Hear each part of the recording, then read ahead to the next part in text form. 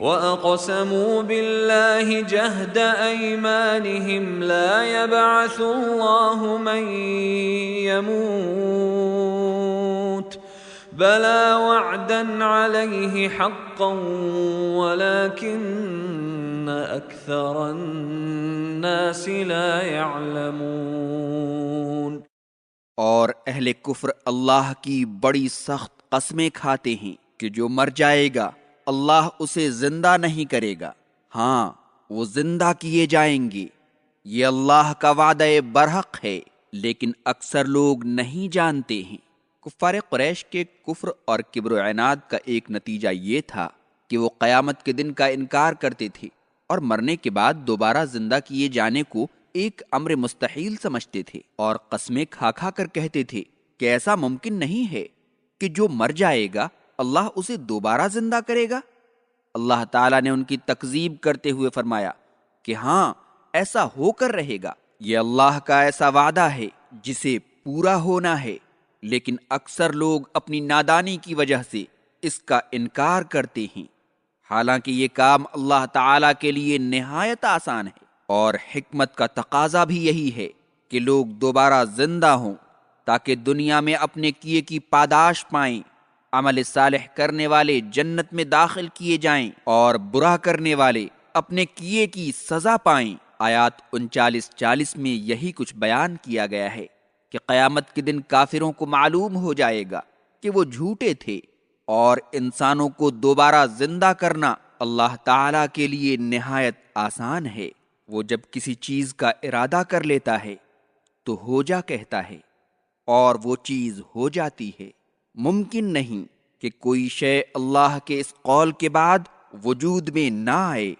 اور لوگوں کا دوبارہ زندہ کیا جانا اللہ کی مذکورہ بالا قدرت سے خارج نہیں ہے، اس لیے ممکن نہیں کہ اللہ چاہے اور مردے دوبارہ زندہ نہ ہوں۔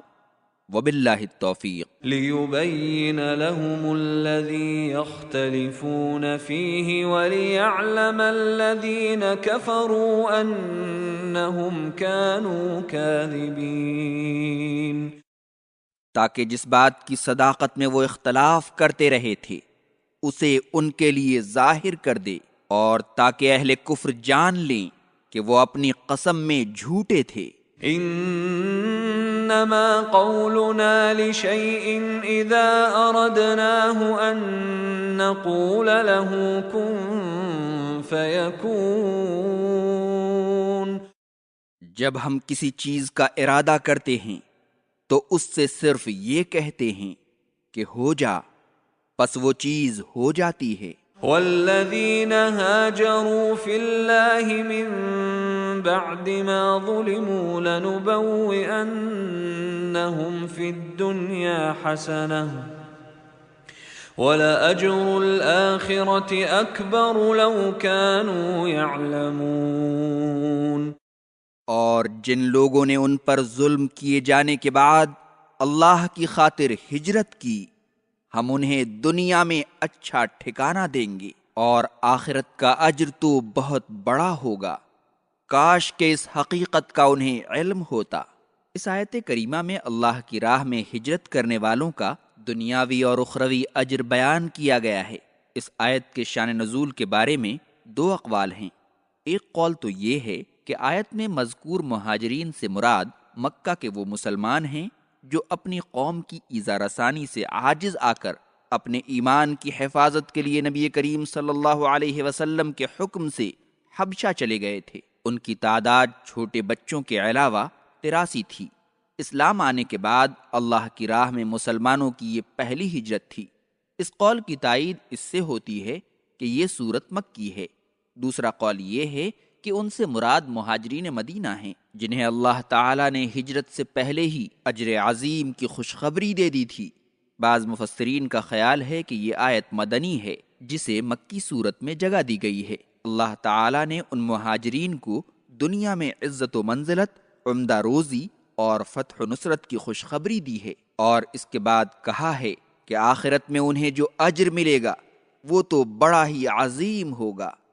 جس کا تصور بھی انسان اس دنیا میں نہیں کر سکتا ہے۔ اس آیت میں ان مسلمانان مکہ کو ہجرت کی ترغیب بھی دی گئی ہے جو کسی دنیاوی وجہ سے ہجرت کرنے میں دیر کر رہے تھے، اور جس اجر کا اوپر ذکر ہوا ہے وہ مہاجرین کو اس لیے ملے گا کہ انہوں نے مشرکین مکہ کی ایذا رسانی پر صبر کیا اور اللہ پر بھروسہ کرتے ہوئے گھر بار چھوڑ کر ہجرت کر گئے۔ عمر بن خطاب رضی اللہ عنہ سے مروی ہے کہ جب وہ کسی مہاجر مسلمان کو اس کا حصہ دیتے تو کہتے اپنا حصہ لے لو، اللہ تعالیٰ تمہیں اس میں برکت دے، یہ وہ مال ہے جس کا اللہ نے تم سے دنیا میں وعدہ کیا تھا، اور قیامت کے دن تمہیں جو ملے گا وہ تو اس سے کہیں زیادہ اچھا ہوگا۔ آیت 42 سے یہ بھی مستفاد ہے کہ صبر اور توکل داعی اللہ کی دو اہم ترین صفات ہیں، ان کے بغیر وہ اپنے مشن میں کامیاب نہیں ہو سکتا ہے۔ الذين صبروا وعلى ربهم يتوكلون،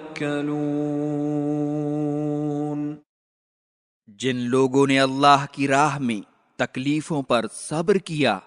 اور جو ہر حال میں اپنے رب پر بھروسہ کرتے ہیں۔